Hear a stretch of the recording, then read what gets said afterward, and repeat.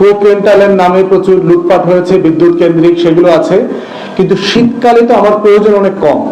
আমার গরমে ধরেন প্রত্যেক দিন আমার 15 থেকে 16,000 মেগাওয়াট বিদ্যুৎ দরকার, কিন্তু এখন তো আমার 10 থেকে 11,000 লাগে। তাহলে কি আমার প্রোডাকশন এত কমে গেছে? তাহলে আমার বিদ্যুৎ উৎপাদন হচ্ছে না কেন? এবং সেটা কেন পল্লী বিদ্যুৎ এবং আমার গ্রামের নাগরিকদেরকে এটা বেশি ভোগ করতে হচ্ছে? একটা পার্টিকুলার রিজন যেটা আমরা দেশে ঘুরে দেখলাম, সেটা হচ্ছে এই সময়টাতে প্রচুর চাষের কারণে পানি দিতে হচ্ছে। এবং আগে যেটা কৃষকরা ডিজেল চালিত মেশিন ব্যবহার করত পানি উঠানোর জন্য এবং খেতে দেওয়ার জন্য, ইদানিং তারা এটা আপনার বিদ্যুতের লাইন সরবরাহ করে দেওয়া হচ্ছে। যেমন বরেন্দ্রভূমি অঞ্চলে দেখলাম যেটা সেন্ট্রালি বিদ্যুতের মাধ্যমে তারা পানিটা সরবরাহ করছে। তাহলে পল্লী বিদ্যুতের একটা বড় অংশ হচ্ছে এই পানির আয়োজন করতে চলে যাচ্ছে। তাহলে সরকারের প্রতি আমাদের আহ্বান হচ্ছে যে আপনারা গ্রামের নাগরিকদেরকে গরমের সময় বিদ্যুৎ দিতে পারছেন না, শীতকালে পর্যন্ত বিদ্যুৎ দিতে পারছেন না। এই বাস্তবতাকে কিভাবে আপনারা অ্যাড্রেস করবেন, আপনাদেরকে অবিলম্বে সেটার রোডম্যাপ তুলে ধরতে হবে এবং সেক্ষেত্রে আমরা বাস্তববাদী পরিকল্পনা চাচ্ছি।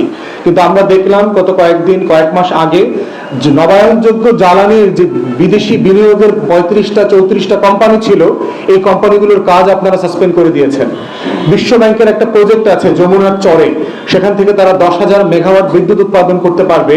যেহেতু এখানে লুটপাটের সুযোগ নাই, আমলারা এই প্রজেক্টটা চালু করার ব্যাপারে কোনো আগ্রহ দেখাচ্ছে না এবং এটার পুরো ফান্ড বিদেশ থেকে আসবে, বাংলাদেশকে একটা টাকা খরচ করতে হবে না।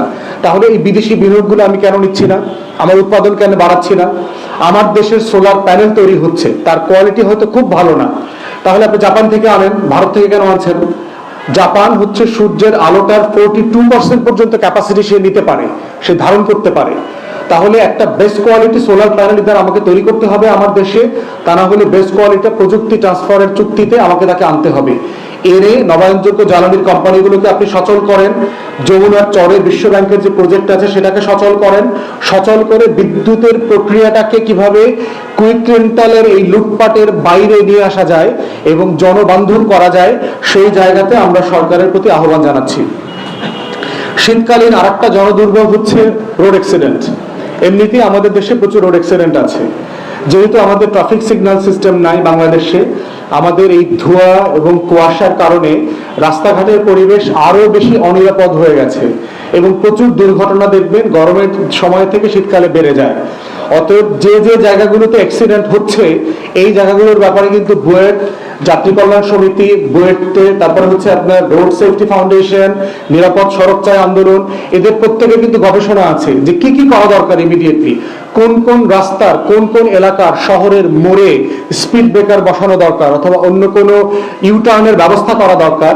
আমরা দ্রুত গতিতে অবিলম্বে সরকারকে আহ্বান করছি এগুলোর উদ্যোগ নেন। শীতকালে আমার হাজার হাজার নাগরিককে এই রাস্তার দুর্ঘটনা থেকে তাদেরকে বাঁচান। সর্বশেষ যেটা বলছি সেটা হচ্ছে যে বাংলাদেশ থেকে শীতের আয়োজন, শীতের উৎসবগুলো হারিয়ে যাচ্ছে। আমাদের যে নবান্ন ছিল, আমাদের সংস্কৃতি ধারণ করবার যে পিঠা পায়েসের যে আয়োজনগুলো ছিল আমাদের গ্রামে গঞ্জে, সেগুলো হারিয়ে যাচ্ছে।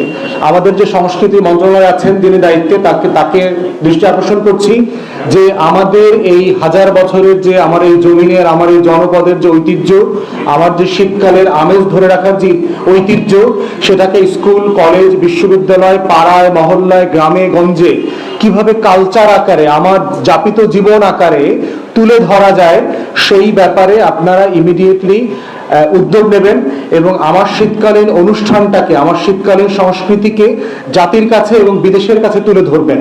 এইটা একটা বড় জায়গা আমার জাতিকে জাতি হিসাবে পৃথিবীর কাছে তুলে ধরবার, এবং সেই জায়গাতে আমরা দাবি করছি শীতকালীন যে আয়োজনগুলো আমরা ছোটবেলায় দেখেছি সেগুলো সংরক্ষণ করে নতুন প্রজন্মের উপযোগী করে আরবান সেটআপে সেগুলো ফিরিয়ে নিয়ে আসা দরকার।